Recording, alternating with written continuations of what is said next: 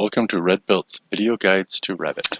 Hello everybody, this video is put together to show you how to add open web outriggers to a RedL or RedW truss. So let's get started.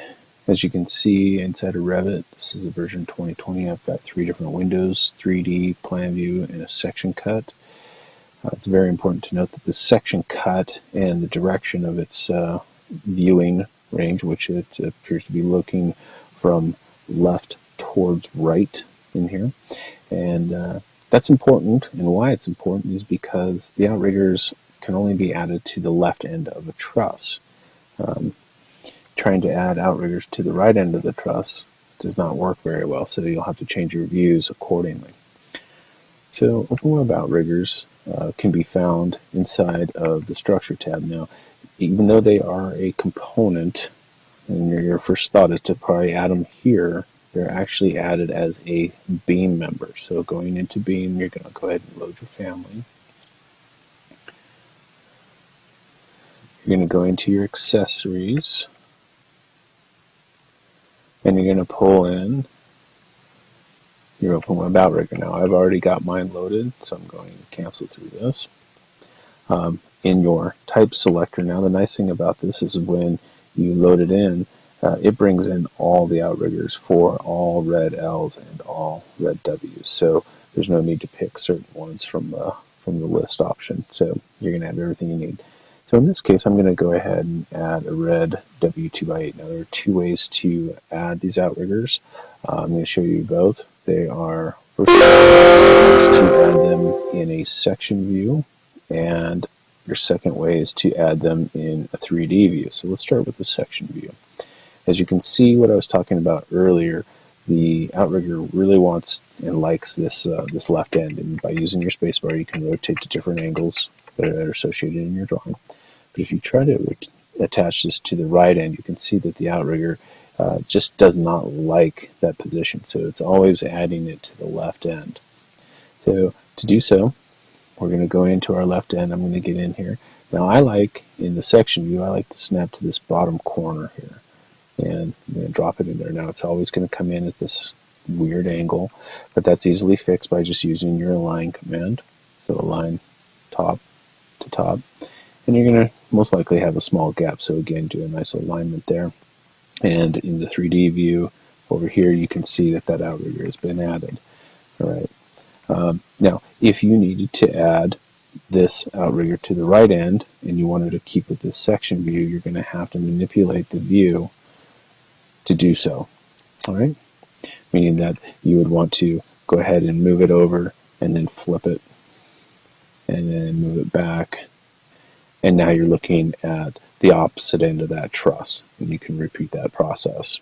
Okay, so the second way to add these is actually inside of your 3D view.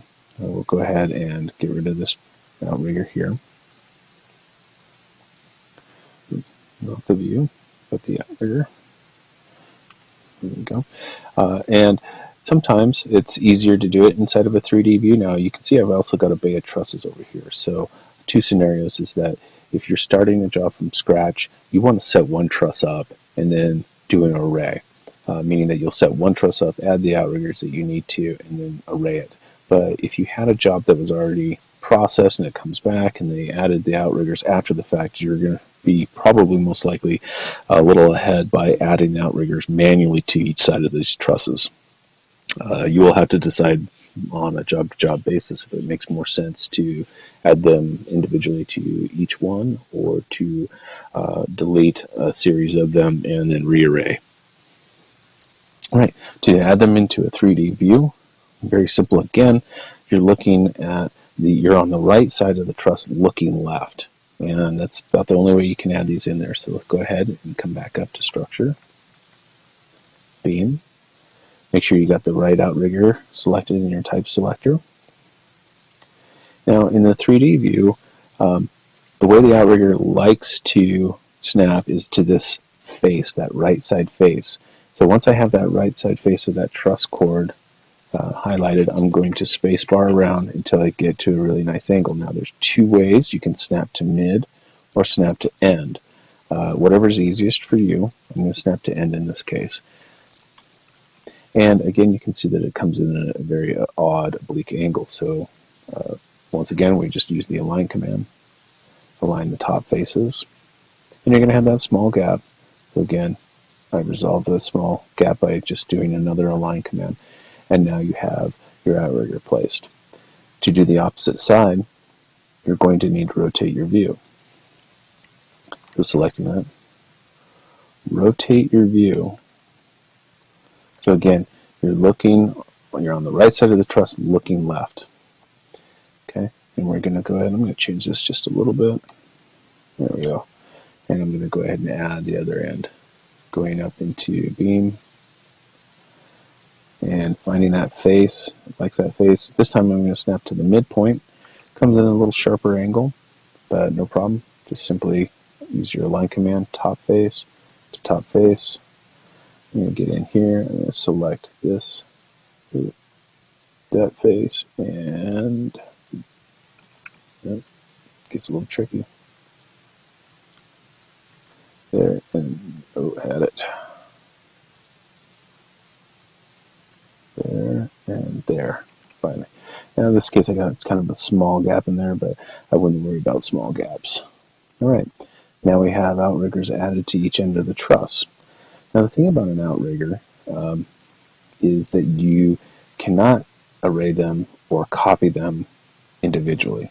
So if I was to select this outrigger here and try to copy it, the program does not like it. It wants to copy it along the axis of the Open Web member. So this is actually convenient in the sense that this is you should be your process anyway, where you're setting up your first truss and then doing an array. So after we've set up our first truss, you can now select the two outriggers and the truss all together and come up to your array command. In this case, we're going to give them a quantity of 4, and I'm going to come over at 2 feet, and boom, now they come with that truss. So that's about the only way you're going to be able to array or copy an outrigger. All right, and again, if you already have an existing project, you're going to have to decide, does it make more sense to add the outriggers in manually or to start, fresh with a new truss and then array through. And that concludes the session on Open Web Outriggers. Thanks for watching. Thank you for watching this video, and please come back to the RedBuilt CAD SharePoint for more information on OneNote, other Revit guides, and other YouTube videos, and also a link to 16 bugs for any issues you may have. Again, thank you.